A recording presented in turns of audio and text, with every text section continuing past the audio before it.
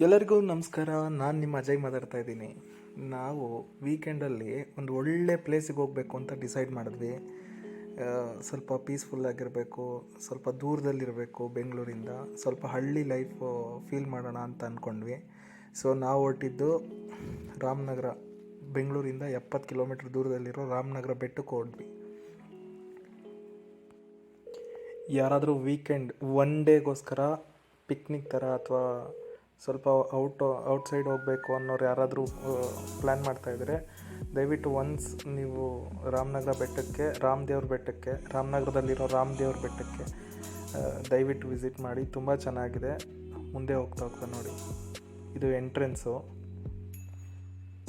ತುಂಬ ಮಳೆ ಬಂದಿರೋ ಕಾರಣ ರೋಡೆಲ್ಲ ಸ್ವಲ್ಪ ಹಾಳಾಗಿದೆ. ಅಂದರೆ ಬೆಟ್ಟದ ಎಂಟ್ರೆನ್ಸಿಂದ ಸ್ವಲ್ಪ ಒಂದು ಕಿಲೋಮೀಟ್ರ್ ಅಷ್ಟು ದೂರ ಹೋಗಬೇಕು. ಆಮೇಲೆ ನಿಮಗೆ ಕಾರ್ ಪಾರ್ಕಿಂಗ್ ಸಿಗುತ್ತೆ, ಅಲ್ಲಿ ಕಾರ್ ಪಾರ್ಕ್ ಮಾಡಿಬಿಟ್ಟು ಒಳಗಡೆ ಹೋಗಬೇಕು. ಆಮೇಲೆ ಮೇನ್ ಇನ್ನೊಂದು ಏನಂದರೆ 9 ಗಂಟೆ ಆದಮೇಲೆ ಇದು ಗೇಟ್ ಓಪನ್ ಮಾಡೋದು. ಅಲ್ಲಿವರೆಗೂ ಗೇಟ್ ಓಪನ್ ಮಾಡಲ್ಲ. ನಿಮಗೆ ಎಂಟ್ರೆನ್ಸ್ ಫೀಸ್ ಇರುತ್ತೆ. ಕಾರ್ ಪಾರ್ಕಿಂಗಿಗೆ 25 rupees, per head 20 rupees charge ಮಾಡ್ತಾರೆ. ಇದು ಬಂದು ರಾಮದೇವರ ಬೆಟ್ಟದ ಹೆಬ್ಬಾಗಿಲು ಅಂತಲೇ ಹೇಳ್ಬೋದು. ಇಲ್ಲಿಯವ್ರು ಹೇಳೋ ಪ್ರಕಾರ ಈ ಬೆಟ್ಟಕ್ಕೆ 350 ಸ್ಟೆಪ್ಸ್ ಇದೆ. ಈ ಎಂಟ್ರೆನ್ಸಲ್ಲಿ ನಿಮಗೆ ರೈಟ್ ಸೈಡಲ್ಲಿ ನೋಡ್ಬೋದು, ಗೇಟ್ ಪಕ್ಕದಲ್ಲೇ ಒಂದು ಆಂಜನೇಯನ ಮೂರ್ತಿ ಇದೆ. ಅದರ ಆಪೋಸಿಟಲ್ಲೇ ನಿಮಗೆ ರೈಟ್ ಸೈಡಲ್ಲಿ ಒಂದು ಗಣೇಶನ ವಿಗ್ರಹ ಇದೆ ನೋಡಿ, ಪೂಜೆ ಮಾಡ್ತಾ ಇದ್ದಾರೆ ಅಲ್ಲಿ. ಅದು ಗಣೇಶನ ವಿಗ್ರಹ. ಇಲ್ಲಿ ತುಂಬ ಹಳೆ ಮೂರ್ತಿಗಳು ಸಹ ಇದೆ. ಶಿವ ಆಗಿರ್ಬೋದು, ಇದು ತೋರಿಸ್ತಾ ಇದ್ದೀನಿ ನೋಡಿ, ಇದು ಶಿವನ ಮೂರ್ತಿ, ಗಣೇಶನ ಮೂರ್ತಿ. ಇಲ್ಲಿಂದ ಹಾಗೆ ಸ್ವಲ್ಪ ಮೇಲೆ ಹೋದರೆ ನಿಮಗೆ ವಾಲ್ ಪೈಂಟ್ಸು, ಆಂಜನೇಯಂದು, ಮತ್ತು ಒಂದು ದೇವಸ್ಥಾನ ಥರ ಏನೋ ಕಟ್ಟಿದ್ದಾರೆ. ಸ್ವಲ್ಪ ಮುಂದೆ ಈ ರೈಟ್ ಸೈಡಲ್ಲಿರೋದು ಒಂದು ದೇವಸ್ಥಾನ, ನೀವು ಸ್ಟೆಪ್ಸ್ ಎಲ್ಲ ನೋಡ್ಬೋದು. ಇದು ಒಂದು ದೇವಸ್ಥಾನ. ಇದು ಬಂದು ಶ್ರೀ ರಾಮೇಶ್ವರ ಸ್ವಾಮಿ ದೇವಸ್ಥಾನ ಅಂತ. ರಾಮೇಶ್ವರ ದೇವರು ಇಲ್ಲಿದೆ. ಅದ್ರ ಪಕ್ಕದಲ್ಲೇ ನಿಮಗೆ ಬೆಟ್ಟದ ಕೆಳಗಡೆಗೆ ಒಂದು ಕಲ್ಯಾಣಿ ಸಿಗುತ್ತೆ. ಕಲ್ಯಾಣಿ ಅಂದರೆ ಅದು ನೀರು ಶೇಖರಣೆ ಆಗಿ ಅದು ಒಂಥರ ಕಲ್ಯಾಣಿ ಥರ ಆಗಿದೆ. ಈ ಕಲ್ಯಾಣಿ ಏನಿದೆಯಲ್ಲ ಅದರಲ್ಲಿ ಇಳಿಯೋಕ್ಕಾಗಲ್ಲ, ಎಂಟ್ರೆನ್ಸ್ ಯಾವ ಕಡೆಯಿಂದನೂ ಇಲ್ಲ. ಇದು ನೋಡಿ, ಇದೇ ರಾಮೇಶ್ವರ ಸ್ವಾಮಿ ದೇವಸ್ಥಾನ. ಇದು ಗೇಟ್ ಕ್ಲೋಸ್ ಆಗಿತ್ತು, ಅದಕ್ಕೆ ನಾವು ನೋಡೋಕ್ಕಾಗಿಲ್ಲ, ಅದಕ್ಕೆ ಹೊರಗಡೆಯಿಂದ ಮಾತ್ರ ರೆಕಾರ್ಡ್ ಮಾಡಿದ್ದೀನಿ. ಅಲ್ಲಿಂದ ನೋಡಿದ್ರೆ ಮೇನ್ ದೇವಸ್ಥಾನ ಅಲ್ಲಿ ಕಾಣಿಸುತ್ತೆ ನೋಡಿ, ಅದ್ರ ಮೇಲ್ಗಡೆ ನಾವು ಹೋಗಬೇಕು ಬೆಟ್ಟ. ಸೊ ಅಲ್ಲಿಂದ ಮುಂದೆ ಹೋದರೆ ನಮಗೆ ಸಿಗೋದೆ ಫುಲ್ ಟಾಪಲ್ಲಿ ಇದು ಓವರ್ ವ್ಯೂ. ಯಾರ್ಯಾರು ನೇಚರ್ ಲವರ್ಸ್ ಇದ್ದಾರೆ ಅವರೆಲ್ಲ ತುಂಬ ಚೆನ್ನಾಗಿ ಎಂಜಾಯ್ ಮಾಡ್ಬೋದು. ಸೊ ಒಂದು ಒಳ್ಳೆ ಪ್ಲೇಸ್. ಒಂದು ಬೆಳಗ್ಗೆ ಹೋದರೆ ನಿಮಗೆ ಆರಾಮಾಗಿ ಬೆಟ್ಟ ಹತ್ತೋಷ್ಟೊತ್ತಿಗೆ 1 to 2 ಅವರ್ಸ್ ಆಗುತ್ತೆ. ಎಲ್ಲರೂ ಆಲ್ಮೋಸ್ಟ್ ಹತ್ಬೋದಾದಂಥ ಬೆಟ್ಟ. ತುಂಬ ಚೆನ್ನಾಗಿದೆ ಮೇಲ್ಗಡೆಯಿಂದ ನೋಡೋಕ್ಕೆ. ಸೊ ನೀವು ನೋಡ್ತಾ ಇರ್ಬೋದು,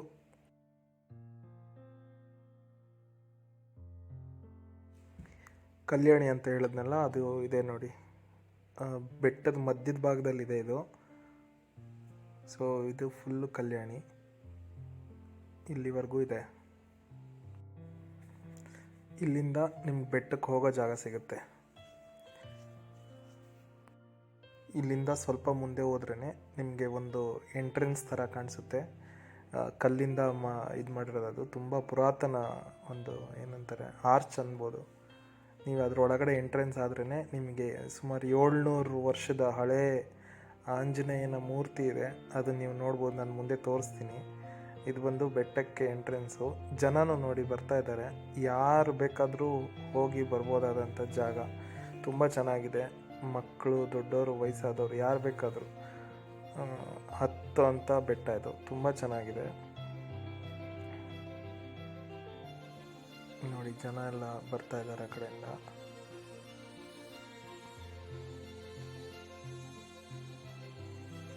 ಅಲ್ಲಿ ತುಂಬ ಚೆನ್ನಾಗಿ ಎಂಜಾಯ್ ಮಾಡ್ಬೋದು.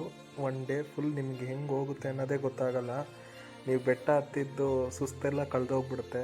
ನಿಮ್ಮ ಮೈಂಡಲ್ಲಿ ಏನೇ ಟೆನ್ಷನ್ಸು ಏನೇ ಇದ್ದಿದ್ರೂ ನಿಮಗೆ ರಿಲೀಫ್ ಸಿಕ್ಬಿಡುತ್ತೆ. ಅಲ್ಲಿ ಮೇಲ್ಗಡೆ ಬೆಟ್ಟದ ಮೇಲ್ಗಡೆ ಹೋಗಿ ಸುತ್ತ ಇಡೀ ಊರು ಕಾಣಿಸುತ್ತೆ. ನೀವು ನೋಡಿದ್ರೆ ನಿಮಗೆ ಗೊತ್ತಾಗುತ್ತೆ ಮುಂದೆ. ತುಂಬ ಜನ ಬರ್ತಾರೆ ನೋಡಿ.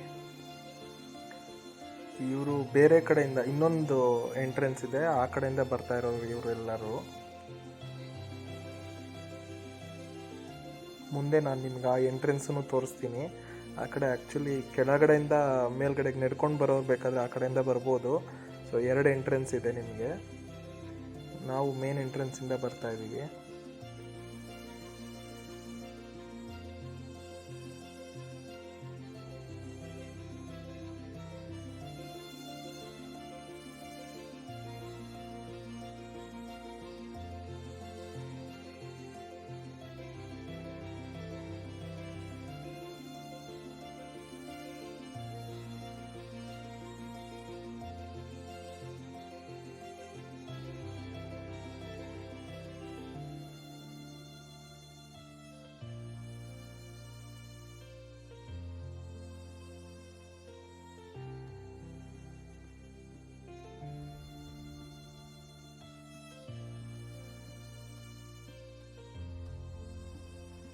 ಈಗ ನಮಗೆ ಸಿಗೋದೆ ಸುಮಾರು 700 ವರ್ಷದ ಹಿಂದಿನ ಪುರಾತನವಾದಂಥ ಒಂದು ಆಂಜನೇಯನ ವಿಗ್ರಹ. ನೀವು ನೋಡ್ತಾ ಇರ್ಬೋದು ಎಷ್ಟು ಸುಂದರವಾಗಿದೆ ಅಂದರೆ ತುಂಬ ಚೆನ್ನಾಗಿದೆ. ಆಂಜನೇಯನ ಮೂರ್ತಿ ನೀವು ನೋಡ್ತಾ ಇರ್ಬೋದು. ನಾನು ಆವಾಗಲೇ ಇನ್ನೊಂದು ಎಂಟ್ರೆನ್ಸ್ ಅಂತ ಹೇಳಿದ್ನಲ್ಲ, ಅದು ಇದೇ ಎಂಟ್ರೆನ್ಸು. ಸೊ ಈ ಕಡೆಯಿಂದನೂ ಬರ್ಬೋದು ಅಂತ ಹೇಳ್ತಾರೆ, ನಾವು ಟ್ರೈ ಮಾಡಲಿಲ್ಲ. ಇದು ಬೆಟ್ಟದ ಮೇಲ್ಗಡೆ ಹೋಗ್ತಾ ಇದೀವಿ ನೋಡಿ.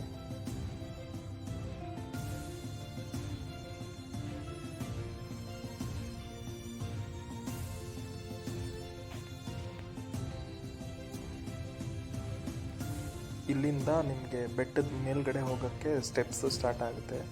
ಇಲ್ಲಿ ಸ್ವಲ್ಪ ದೂರದವರೆಗೂ ಈ ಥರ ಕಬ್ಬಿಣದ ಇದು ಹಾಕಿದ್ದಾರೆ, ಸ್ಟೆಪ್ಸ್ ಹಾಕಿದ್ದಾರೆ ಹತ್ತಕ್ಕೋಸ್ಕರ. ಸೊ ಅಲ್ಲಿಂದ ಮೇಲ್ಗಡೆಗೆ ನೀವು ಕಲ್ಲಿಂದ ಹತ್ತಬೇಕು. ಕಲ್ಲು ಮೇಲ್ಗಡೆ ಸ್ಟೆಪ್ಸ್ ಥರ ಮಾಡಿದ್ದಾರೆ. ಮಳೆ ಬರುವಾಗ ನಿಮಗೆ ಎಂಟ್ರೆನ್ಸು ಬಿಡಲ್ಲ, ಅಂದರೆ ಬೆಟ್ಟದ ಮೇಲ್ಗಡೆ ಹತ್ತಕ್ಕೆ ಬಿಡಲ್ಲ. ಯಾಕಂದರೆ ಬೆಟ್ಟದ ಮೇಲ್ಗಡೆಯಿಂದ ಬರೋ ನೀರಿಂದ ಪಾಚಿ ಕಟ್ಬಿಟ್ಟು ಜಾರಕೆ ಇರುತ್ತೆ. ಫೈನಲಿ ನಾವು ಬೆಟ್ಟದ ತುದಿಯಲ್ಲಿದ್ದೀವಿ. ನೀವು ನೋಡ್ತಾ ಇರ್ಬೋದು, ಅಲ್ಲಿಂದ ಇಡೀ ಊರು ಕಾಣಿಸುತ್ತೆ.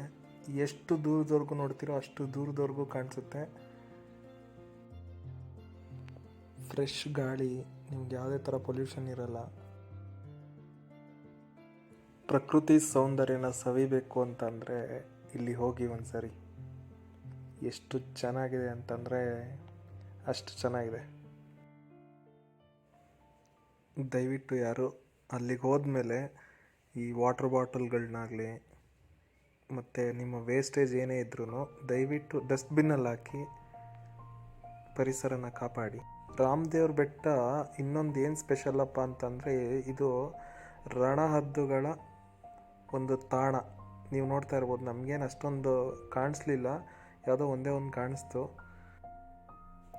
ಸೊ ಎಲ್ಲ ಎಂಜಾಯ್ ಮಾಡಿಕೊಂಡು ನಾವು ಕೆಳಗಡೆಗೆ ಬರ್ತಾಯಿದ್ವಿ. ಸ್ವಲ್ಪ ಭಯ ಆಯಿತು ಇಳಿಯುವಾಗ, ಹತ್ತುವಾಗ ಏನು ಅನ್ಸಲಿಲ್ಲ, ಇಳಿಯುವಾಗ ಸ್ವಲ್ಪ ಭಯ ಆಯಿತು. ಅದು ಬಿಟ್ಟರೆ ಏನು ತೊಂದರೆ ಇಲ್ಲ. ನೀವು ಸೈಡಲ್ಲೆಲ್ಲ ಗ್ರಿಲ್ಸ್ ಹಾಕಿದ್ದಾರೆ, ಅದನ್ನ ಹಿಡ್ಕೊಂಡು ಬೇಕಾದ್ರೆ ನೀವು ಓಡಾಡ್ಬೋದು. ನೀವು ಬೆಟ್ಟ ಹತ್ತುವಾಗ ಸ್ವಲ್ಪ ಸುಸ್ತು ಅನಿಸ್ಬೋದು, ಆದರೆ ನೀವು ಆ ಟಾಪ್ ಮೇಲ್ಗಡೆ ಹೋಗಿ ಬರುವಾಗ ಆ ಫೀಲ್ ಇದೆ ನೋಡಿ, ಅದು ಎಲ್ಲೂ ಸಿಗಲ್ಲ ನಿಮಗೆ ಆ ಮಜಾ. ಸೊ ಅಲ್ಲಿಂದ ಬಂದರೆ ನಮ್ಮ ಬಿಡದಿ ತಟ್ಟೆ ಇಡ್ಲಿ ತುಂಬ ಫೇಮಸ್ಸು. ಸೊ ಪ್ರಕೃತಿ ಸೌಂದರ್ಯನ ಸವಿದು ತಟ್ಟೆ ಇಡ್ಲಿ ಬೆಣ್ಣೆ ಜೊತೆಗೆ ಕೊಡ್ತಾರೆ, ವಡೆ ತುಂಬ ಚೆನ್ನಾಗಿರುತ್ತೆ, ಟೇಸ್ಟಿಯಾಗಿರುತ್ತೆ. ಎಲ್ಲರೂ ಒಂದೇ ಒಂದು ಸರಿ ರಾಮನಗರ ಬೆಟ್ಟಕ್ಕೆ ಹೋಗಿ ಬನ್ನಿ. Thank you.